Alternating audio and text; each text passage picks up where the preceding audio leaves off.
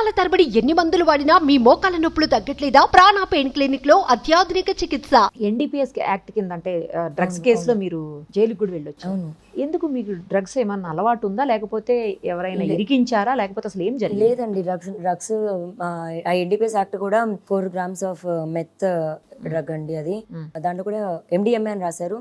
అంటే MDMA section అంటే నాకు ఇప్పుడు ఇదంతా ఎందుకంటే నేను జైలుకి వెళ్ళాక కూడా బుక్ చదివాను మళ్ళీ అంత ఏంటి అని.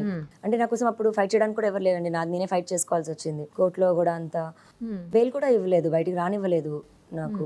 సెక్షన్ కూడా పెద్దగా వేశారు. అండ్ కన్జ్యూమర్ కూడా కాదు, అమ్ముతున్నట్టు సెక్షన్ అది వేశారు. సేల్ చేస్తున్నట్టు. అంటే అక్కడ చూపించాలి అన్న ఇంటెన్షన్. కన్జ్యూమర్ అన్నది అయితే నేను తీసుకుంటే నేను ఒక్కదాన్ని పాడవుతాను, అమ్ముతున్నది అయితే సమాజాన్ని పాడు చేస్తుంది. అంటే నన్ను బ్యాడ్ గా పోర్ట్రే చేయాలి అన్నది ఇప్పటి నుంచి కాదు, ఒక 8 నెలల నుంచి జరుగుతుంది. అది ఎవరు చేస్తున్నారు అలా? నన్ను వదిలించుకునే వాళ్ళే చేస్తున్నారనే చెప్పాలి కదండి. నేను బ్యాడ్ అంటే ఇప్పుడు 33 years నా హిస్టరీ బ్యాడ్ ఉండాలి. 1 year నుంచి ఎందుకు బ్యాడ్ ఉంటుంది? చెడ్డదాన్ని దొంగనైతే నా దొంగతనం, నా బుద్ధి, నాలో ఉండే దొంగతత్వం అన్నది ముందు నుంచి ఉండాలి కదండి. అంటే ఎవరు చేశారనేది మీ ఉద్దేశం? రాజ్ తరుణ్ చేశాడు అని నేను ప్రూవ్ చేయలేను, అన్ని వెనకాల జరుగుతాయి. కాకపోతే జరిగిన దాన్ని బట్టి చూస్తే అయితే నేను రాజ్ తరుణ్ అని, మాల్వి మల్హోత్రా అని అనుకుంటాను. ఇంకా అతనికి చేసే సపోర్టర్స్ అయి ఉంటారు. రాజ్ తరుణ్కి అలవాటు ఉందా డ్రగ్స్? లేదండి, లేదు, ఎవరికి లేదు కదా, ఆ గ్రూప్ లో ఎవరికి లేదు. రాజ్ తరుణ్కి అలవాటు లేదు. రాజ్ తరుణ్ వచ్చే ఫ్రెండ్స్ లో కూడా ఎవరికి లేదు. ఇప్పుడు నేనైతే తన మీద కోపంలో ఒక నిందేసి అబద్ధం చెప్పాల్సిన ఇది కూడా కాదు, లేదండి. ఈ మాన్వి మల్హోత్రా ఎప్పుడు ఎంటర్ అయ్యారు మీ లైఫ్ లోకి? 14 months అలా అవుతుంది.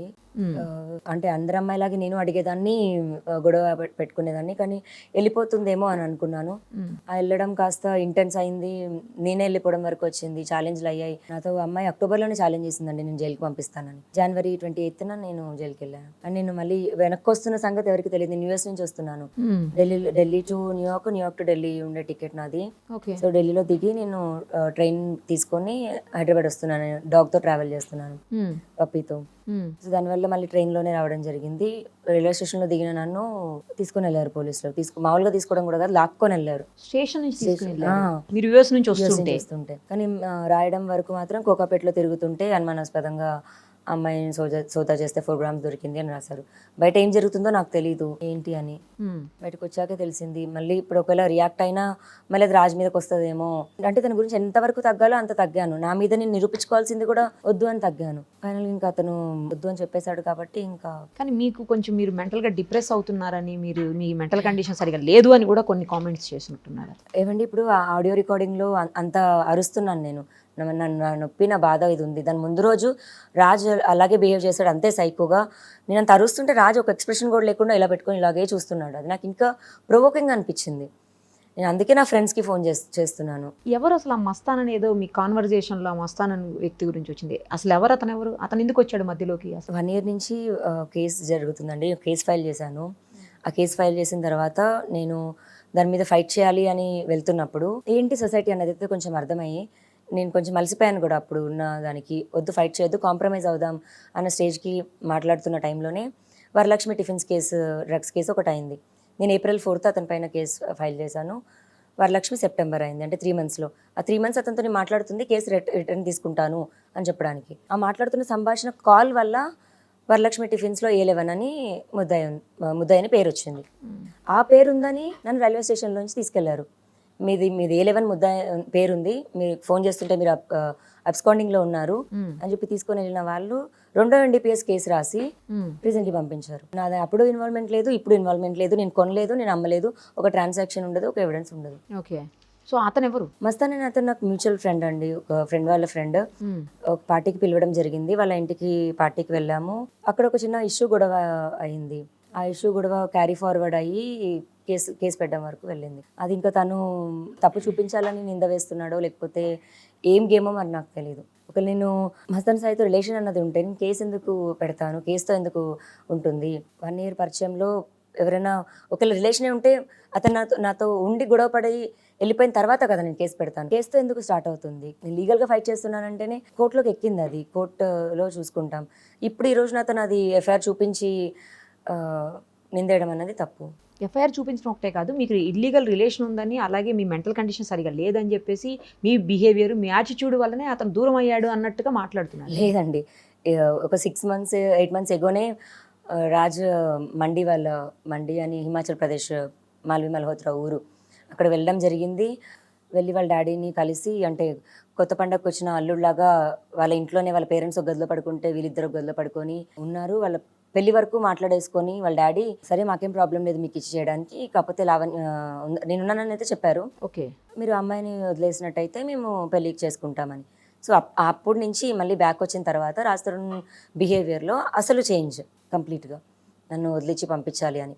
సో అక్కడ వాళ్ళకి ఆల్రెడీ ఏం చెప్పాడంటే అమ్మాయి మెంటలీ ఇల్లుంది, మేము అమ్మాయికి ట్రీట్మెంట్ ఇప్పిస్తున్నాము అని. ఆ ట్రీట్మెంట్ దానికి ఆధారంగానే ఆ రికార్డింగ్. అందుకు నేను కోపంగా వాడికి అలా అని ఇలా చేస్తున్నాను. దాన్ని వాడు రికార్డింగ్ అది చేసి ఇప్పుడు దాన్ని ఎవిడెన్స్గా చూపించాలని ప్రయత్నిస్తున్నాడు. ఎవరైనా అలా బిహేవ్ చేస్తారా అండి? అది నేను వెటకారంగా తిరిగి ఇచ్చేది. ఇప్పుడు ఎవరితో మాట్లాడినా నాకు ఒకటి మాట్లాడినప్పుడు అఫ్కోర్స్ కౌంటర్ ఇస్తాం మనం కదా. అలా అతను నాకు చేసిన దానికి నేను అతనితో మాట్లాడుతున్నది. పోనీ ఏదో రాజ్తో మాట్లాడుతున్న ఫోన్ కాల్ రికార్డింగ్ కూడా కాదు, ఇలా నా పక్కన కూర్చొని మాట్లాడుతున్నాడు, ఫోన్ రికార్డర్ ఆన్ చేశాడు. నేను ఇక్కడ మస్తాన్తో ఫోన్ మాట్లాడుతూ స్పీకర్ ఆన్ చేశాను. మీ ఎదురుగుండా ఉన్నాడు తను. అండ్ నేను మస్తాన్కి నేను కాల్ చేశాను, అండ్ ఇక్కడ బ్లడ్ అంతా కారుతుంది నాకు, స్పీకర్ ఆన్ చేసి మాట్లాడాను. అదంతా తన దాంట్లో రికార్డ్ అయింది. మీకు బ్లడ్ ఎందుకు కారుతుంది? అప్పుడు గొడవ అయింది, నాకు కొట్టాడు నన్ను. ఎవరు కొట్టింది? రాజ్ తరుణ్ కొట్టాడా? మరి అంత కొట్టి దెబ్బ తగిలి మీకు బ్లడ్ వచ్చేలాగా ఉంటే మీరు ఎందుకు కంప్లైంట్ చేయకుండా గమ్ముకున్నారు, కామ్గా ఎందుకున్నారు? ఇప్పుడు రాజు మీద ఏ రకంగా కంప్లైంట్ వచ్చినది కాంట్రవర్సీనే అవుతుంది కదండి, పెద్దదే అవుతుంది. ఇప్పుడు మొన్న కూడా ఒకటి వచ్చిన కంప్లైంట్ దానికి ఇంత ఇదైంది. కొట్టేళ్ళ తల్లిదండ్రులు కాలు పట్టుకుంటే ఏం చేయగలుగుతుందండి? ఎందుకు అంతా బయటకు వచ్చినప్పుడు అంతా బయట పెడదాం. బతిమాలుకుంటా బామాలుకుంటా ఈ అమ్మాయిని ఈ రకమైనటువంటి చిత్రవదలకు గురి చేసి కొట్టడం అసలు. అదే ఇప్పుడు అతను ఎన్నో మీడియా ముందుకు వచ్చి ఎన్నో పెద్ద పెద్ద మాటలు మాట్లాడుతున్న రాజ్ తరుణ్ చరిత్ర, ఈ అమ్మాయి మా చేతులు పట్టుకుని ఇప్పుడు కూడా బయట పెట్టద్దని చెప్పి నా భర్త పరువు తీద్దని అడుగుతా ఉంటే మేమేం మాట్లాడతామండి? ఇవన్నీ ఎక్కడి నుంచి? నువ్వు ఏ హాస్పిటల్లో ట్రీట్మెంట్లు చేయించావు? ఈ అమ్మాయికి ఫాలోపిన్ ట్యూబ్యూల్ రప్చర్ అయింది, 2 సార్లు అబార్షన్ అయిందా, మిస్క్యారేజ్ అయిందా? ఏం చేయమని చెప్పేవాడివి నువ్వు? ఆఫ్టర్ పోస్ట్ సెక్స్ నువ్వు బొప్పాయికాయలు తినమని చెప్పి ఎందుకు మాట్లాడేవాడివి? అసలు నీ చరిత్ర ఏంటి, నీ నేపథ్యం ఏంటి? ఇప్పుడు నా క్లయింట్ని కాపాడుకునే ప్రాసెస్లో తను అడిగిన ఒక కోరిక తీర్చాలి కాబట్టి మాట్లాడకపోవడం తప్ప నువ్వు ఏ హాస్పిటల్లో డబ్బులు కట్టి నువ్వు ఏమేమి చరిత్రలు చేసావు అంటే ఈ అమ్మాయికి ఉన్నంత ఓపిక సహనం మాకు ఉండదు కదండి. ఫస్ట్ ఆఫ్ ఆల్ ఈ కేసే మేము తీసుకోమని చెప్పాం. తీసుకోమని చెప్తే నీ అమ్మాయి నాకు తానాకు సంబంధించినటువంటి మిత్రులతో అమెరికా నుంచి కాల్ చేపించి అర్ధరాత్రి 12:15కి ఉదయం ఒక్కసారి ప్రూఫ్లు చూసి మీకు నచ్చకపోతే మీరు మాట్లాడండి అంటే ఆ తమ్ముడు కార్తీక్ చౌదరి ఈ అమ్మాయి ఇద్దరు కూడా వచ్చి అన్న ఇదిగో ప్రూఫ్స్, మేము అబద్ధం చెప్తున్నామంటే కేసు తీసుకోవద్దు, ఇది విషయం, నువ్వు అర్థం చేసుకుంటావు, నీకు చూపెడుతున్నావంటే 1.5 hours చూసిన తర్వాత నేరుగా ఇలా తీసుకుని పోలీస్ స్టేషన్కి వెళ్ళి పాత కంప్లైంట్ ఏదైతే మాల్వి మల్హోత్రా అది ఇచ్చిందో దాన్ని విత్డ్రా చేపించి, దేనిలో అయితే 91 CRPC కింద నోటీస్ ఇచ్చారో దాన్ని విత్డ్రా చేపించి ఈ అమ్మాయితో కొత్త కంప్లైంట్ ఉన్న వాస్తవాలతో 172 పైచిలుకు ప్రూఫ్స్తో ఇన్స్పెక్టర్ సబ్మిట్ చేయడం జరిగింది. ఎందుకు దాయడం? ఈ అమ్మాయికి విడాకులు ఇస్తారన్న వాట్సాప్ చాటింగ్లు ఇప్పుడు దాకా మీడియాకి బయటికి పెట్టద్దంటే ప్రతి ఒక్కడు రావడం ఈ అమ్మాయి బూతులు తిట్టిందంట, ప్రతి ఒక్కడు రావడం ఈ అమ్మాయి డ్రగ్స్కి అలవాటు అండి. ఎవడు చూశాడు? ఏ కేసులో మెడికల్స్ అయినాయి, ఏ కేసులో FSLకి వెళ్ళింది, ఏ కేసులో అమ్మాయి బ్లడ్ శాంపుల్స్ తీసుకున్నారు? మన భారతదేశంలో దౌర్భాగ్యం ఏంటంటే ఎవరి మీద ఏదైనా కేసు ఫెయిల్ అయితే పూర్వాపరాలు కూడా అవసరం లేకుండా ఆ కేసులో వాళ్ళ దోషుల కింద వీళ్ళని నిర్ధారించేసుకుంటారా? పిల్లలు లాక్కెళ్ళినటువంటి వీడియో కూడా పిల్ల బయట పెట్టద్దంటే సబ్జుడైస్ కేసు ఉంది కాబట్టి హైకోర్టులో క్వాష్ కేసు కాబట్టి మేము చూపించట్లా. ఈడ్చుకుని ఏంటి సార్ ఇక్కడ సూట్ కేసులు ఉన్నాయిగా, ఏమన్నాయి సార్ ఇందులో, ఏమన్నాయి సార్, నువ్వు రావే అని అనుకుంటా కారులోకి ఎక్కించుకెళ్ళినటువంటి వీడియోలు మేము హైకోర్టు సబ్మిట్ చేయలేదా? సుమన్ టీవీలో మీ పర్సనల్ అండ్ బిజినెస్ ప్రమోషన్స్ కోసం కింది నెంబర్కి కాంటాక్ట్ చేయండి.